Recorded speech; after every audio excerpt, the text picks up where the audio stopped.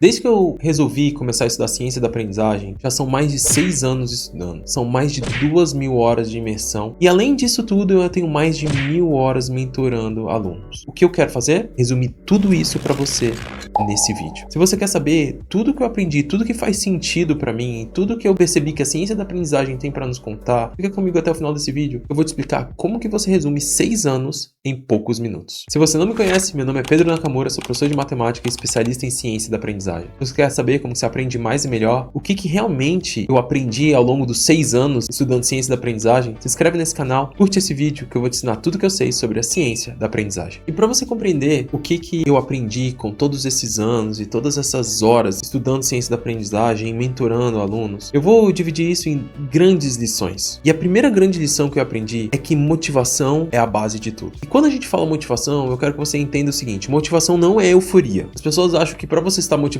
você precisa estar eufórico, você precisa estar numa situação onde, caraca, eu tô querendo estudar de todo jeito, é isso que é estar motivado, blá blá blá. Meu irmão, não poderia estar mais errado possível. Motivação é motivo para agir. E quando a gente fala sobre motivo para agir, é você ter uma razão pelo qual você faz as coisas. E eu vou te jurar aqui de pé junto pelo que existe de mais importante na minha vida. Se você não tiver uma razão bem clara por que você precisa estudar, você não vai estudar. Se a tua única razão para você estudar é porque você quer chegar numa determinada provinha da sua escola e você simplesmente quer passar nessa prova, então só vai estudar para essa prova. Você não vê como que isso pode te ajudar para passar num concurso, no seu trabalho, para passar no vestibular. Irmão, tu não estuda. E mesmo que tu tentasse estudar, tu não aprende. A coisa mais importante de todas, o estudo, ele só se torna efetivo a partir do momento que você tem motivo para agir. Motivo para agir, ele pode partir de dois lugares. Ele pode partir de fora de você ou ele pode partir de dentro de você. E quando a gente fala partir de fora para você, é porque você tem um objetivo. Por exemplo, pergunta para uma pessoa que precisa passar num concurso se ela tem motivo para estudar. Ela tem muito motivo para estudar. E aí ela estuda. Pergunta por que uma pessoa do terceiro ano tem motivo para estudar. Porque ela quer passar no vestibular. Então ela estuda. Agora, a partir do momento em que teu único motivo para estudar é simplesmente porque estão falando porque você tem que estudar, ou então é para passar numa provinha, no momento em que não estiver perto dessa prova, você não estuda. E por isso que é perigoso você se pautar na sua motivação a partir do lado de fora de você. Por isso que essa motivação ela tem que partir de dentro de você. Por isso que você tem que conhecer dentro de você o motivo e a razão por que estudar vai te fazer bem. Você tem que ter interno a você uma sensação de que se eu estudar eu vou estar crescendo e se eu não estudar eu vou estar diminuindo. E vai estar diminuindo mesmo. Porque, de verdade, o conhecimento é o commodity mais valioso que a gente tem hoje na Terra. Quando você pega as pessoas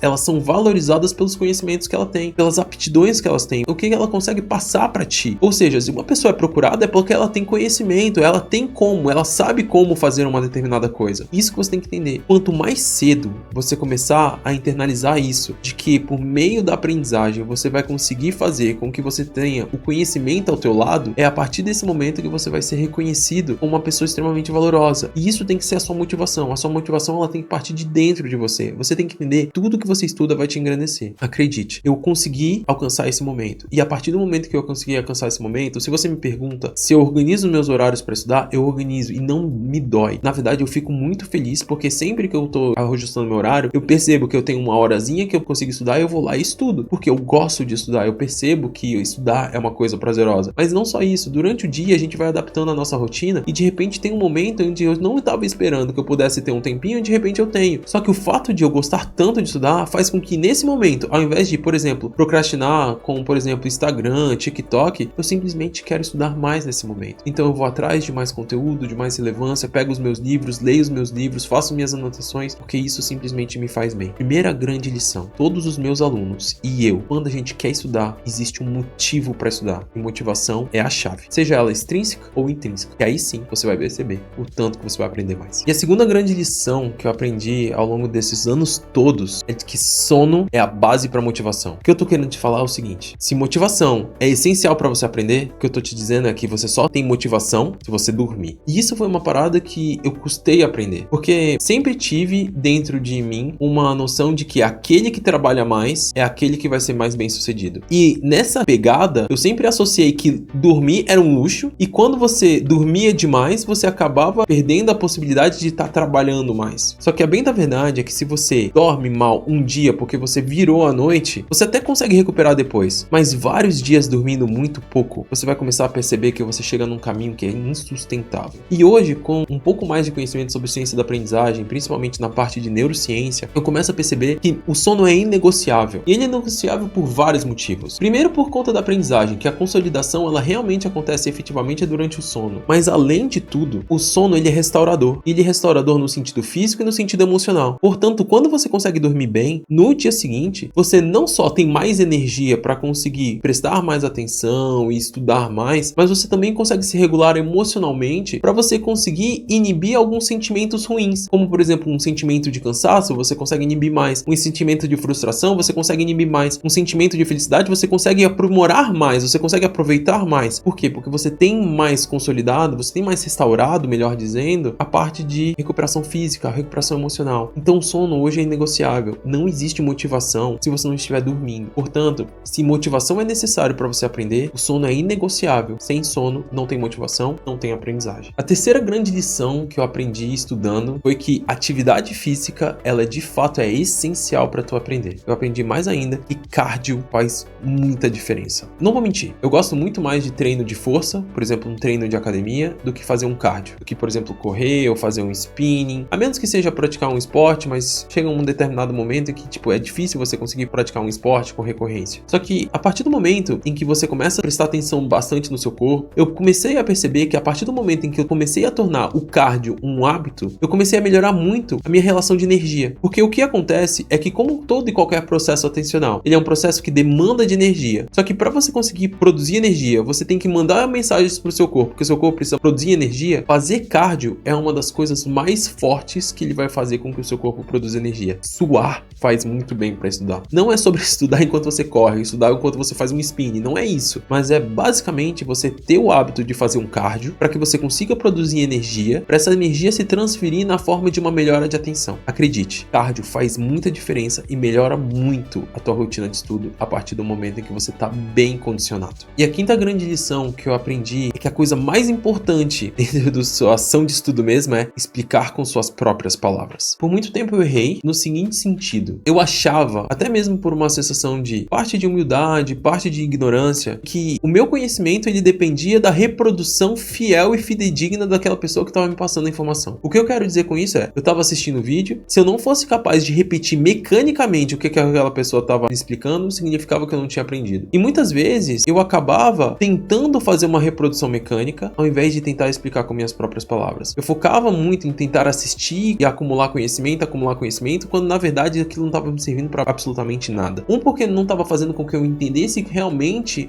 fazer essa compreensão, e segundo, porque residualmente não sobravam as informações para eu transformá-las em memória. E o que eu quero dizer com isso? A partir do momento em que você raciocina sobre o assunto, é assim que se forma a memória. A gente acha que a gente forma a memória a partir do momento que a gente repete, mas quando na verdade a memória nada mais é do que o produto residual do teu raciocínio. E por isso mesmo, você precisa conseguir pensar sobre aquela determinada informação, e a melhor forma de você conseguir pensar naquela determinada informação é por meio da prática de lembrar. É por meio do fato de você tentar resgatar sozinho. Só que para você conseguir resgatar sozinho, isso de uma forma que se torne efetiva, você tem que tentar explicar com suas próprias palavras. Por meio de resumos, você precisa que aquilo que você acabou de ler e acabou de entender se materialize numa forma organizada do seu cérebro. E assim você vai conseguir compreender aquela informação. O que você mais precisa entender. E você vai conseguir entender melhor a partir do momento em que você tenta organizar aquela informação com as suas palavras. Não é sobre como o autor tratou aquilo para você, é como que você retrata isso, é como que você compreendeu. Lembre-se, você precisa aprender a explicar com suas próprias palavras. Essa minha próxima lição que eu tenho para passar para você, talvez seja uma das lições mais controversas. E que talvez, se você for uma pessoa que seja especialista em ciência da aprendizagem, talvez você relativamente discorde de mim. Mas eu vou virar para você e falar o seguinte: revisão é fundamental, mas as revisões indiretas são melhores que as revisões diretas. E aí, se você me perguntar, Naka, o que é revisão direta? O que é revisão indireta? E eu viro para você e falo assim: revisão direta significa que você vai retomar um assunto diretamente. Então, assim, você estudou um assunto X, passou um certo tempo e você vai estudar de novo o assunto X. E essa revisão direta, ela realmente vai ser muito efetiva para fazer com que aquele assunto reconsolide na sua cabeça. Você pega esse assunto e aprenda um pouco mais, e aprendendo um pouco mais, você vai fazer com que essa memória perdure por mais tempo ainda no seu cérebro. Revisão direta, ela realmente é muito boa. A revisão indireta, você pega um assunto que você estudou, que é o assunto X, e agora você vai pegar um assunto Y, e você vai estudar esse assunto Y. Mas para você estudar esse assunto Y, você vai fazer conexões com o assunto X. Então você vai estar revisando indiretamente o assunto X, porque você ligou esse assunto ao assunto Y. O grande detalhe é que nessa forma, você está continuando com o seu estudo, você está continuando o teu desenvolvimento da tua informação, só que você, além de está desenvolvendo essa informação, você está associando com o assunto anterior que fez com que você revisasse indiretamente o assunto anterior. As pessoas vão discutir o seguinte, isso é a grande discussão que eu recebo. Mas, Naka, quando você revisa indiretamente, você não contempla totalmente o assunto que você revisou indiretamente. E por isso você pode estar perdendo algumas partes da informação.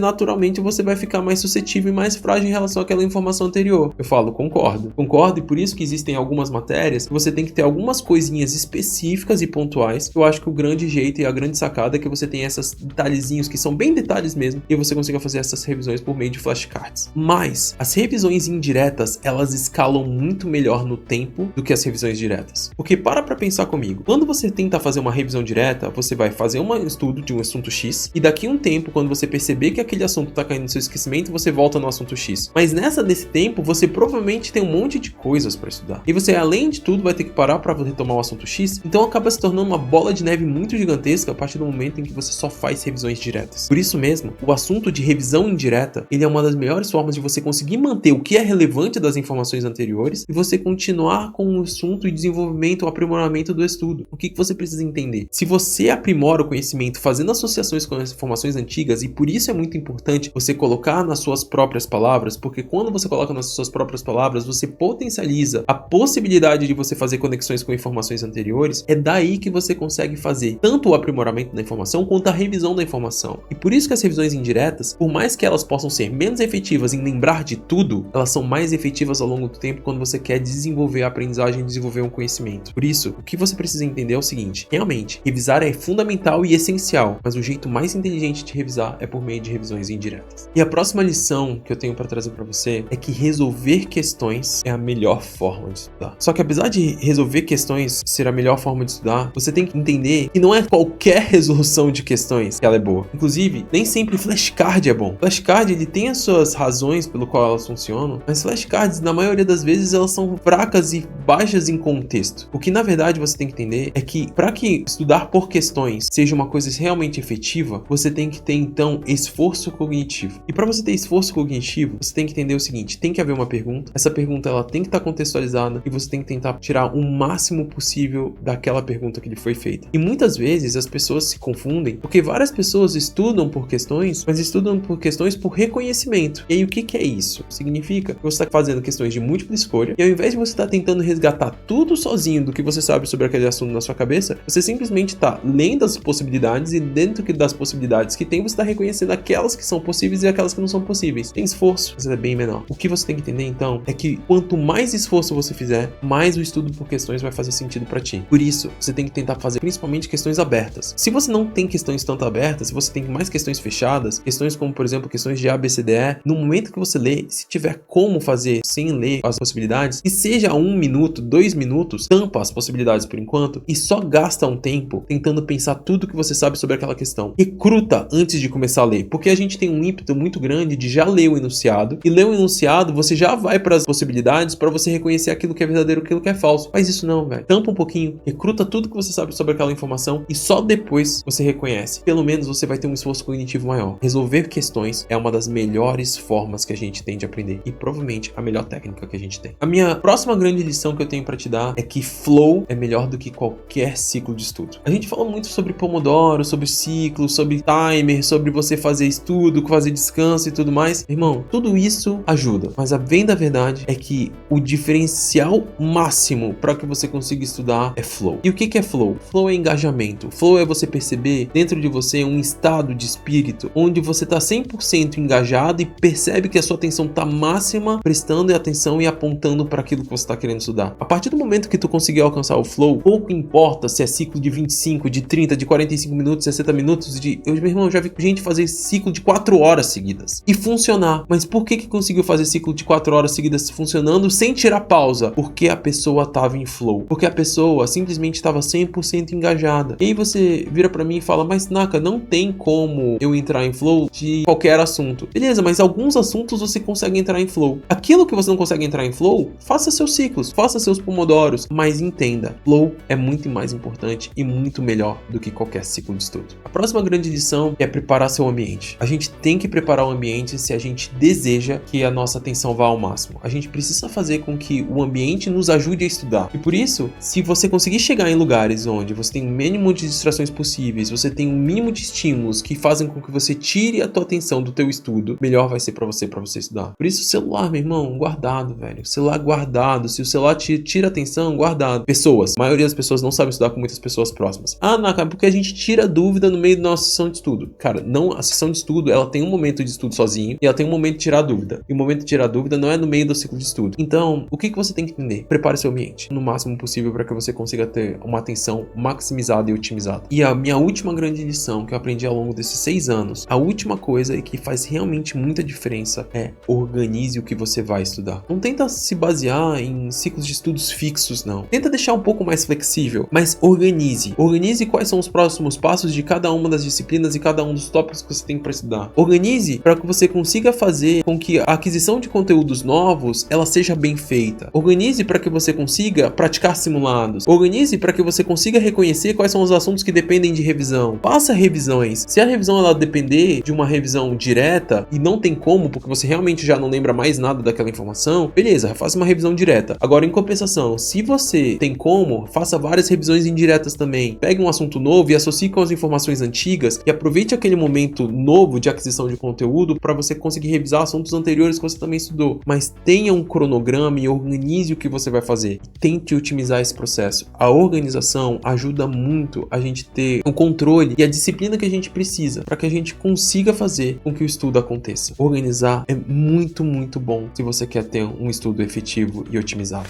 Se você gosta de conteúdos como esse, se inscreve nesse canal, ativa as notificações, curte esse vídeo que eu vou te ensinar tudo que eu sei sobre a ciência da aprendizagem.